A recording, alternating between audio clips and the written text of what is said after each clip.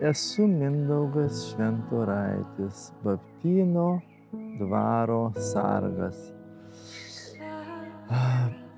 Baptyno, kuriam šiemet yra 515 metų, garsiausias žmogus iš mūsų visos giminės, iš visos istorijos. Šiuo metu yra kunigaikštytė Kunigunda, ta Kunigunda, kurią išgarsino Vaidas Baumila. Tai čia yra mūsų kunigaikštytė Kunigunda.